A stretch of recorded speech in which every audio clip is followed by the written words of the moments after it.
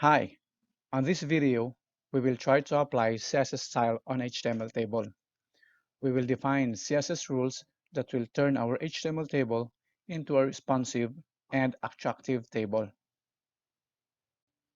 Before we start writing our CSS styles for HTML table, let's first study the structure of this HTML document.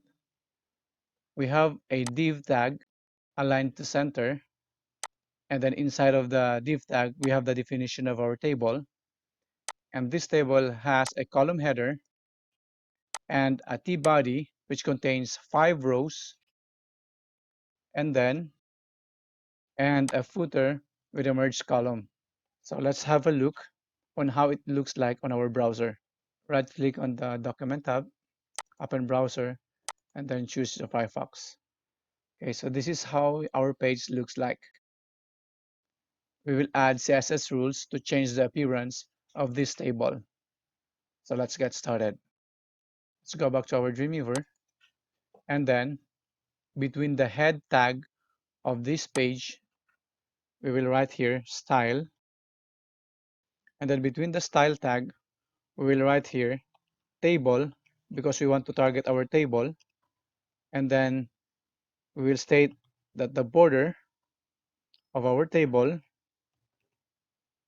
must be collapsed, and then we will change the font of our table to have a normal style with 1 EM size and a font face of Segoy UI. Save the changes, and then let's go back to our browser, and then let's reload. Okay, so there you go. And then let's add more. So this time let's try targeting the borders of our table. Let's change the color of the border and add some spacing in each cells. Okay, so let's go back to our Dreamweaver, and then let's add here table.tr and table.th. It should be td. And then let's add here a border of 1 pixel size, solid, and the color is light gray. So I will type here the hexadecimal value for light gray. And then let's add a padding, a space inside a cell with a size of 15 pixels. And then let's go back to our browser, then reload the page. There you go. And then let's turn the background color of this column header into green, and then the fore color into white.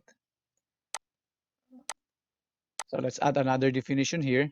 Let's state here table, t-head, and then th.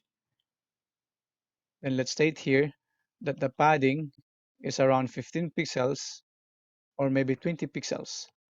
And then let's add a background color of green. And then the text color is white. So white is FFF. So that is the hexadecimal value of white.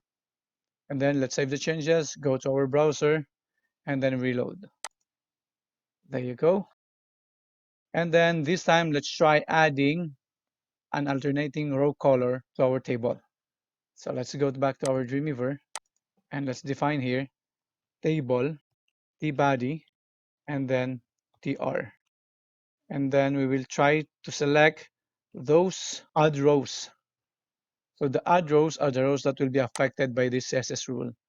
So let's write here background color. So let's add here a much lighter color of gray, and that is F2, F2, F2. Okay, then save the changes, go back to our browser, and then reload. There you go. And then one more thing, what we'll do next is to add a color to those rows where our mouse is pointing to. So whenever we hover our mouse to a particular row, it will change the color of that row. So let's go back to our Dreamweaver, and then Let's add here table, tbody, tr, and then hover. And let's state here that the background color will become a light gray. And then we will change our cursor to a pointer. Save the changes and then reload the page. Now let's try hovering our mouse to the rows of our table. Okay, there you go. It changes the background color of the rows that we are hovering in. Okay, so let's review what we did here. So we targeted the table to collapse the border and change the font of our table. And then we selected the TD that can be found inside of the table and the TH that can be found inside the table to have this style, the border and the padding. And then we added enough spacing inside of our cell for our T head to contain 20 pixels of spacing with a background color of green and a text color of white. And then we added a background color, an alternating background color for our rows. We targeted only those add rows. And then the last CSS rule here is that whenever we hover our mouse to the row, it changes the background color of that row and the mouse pointer. Let's go back again to our browser to see it in action. Okay, so that's all for this video and see you in the next lectures.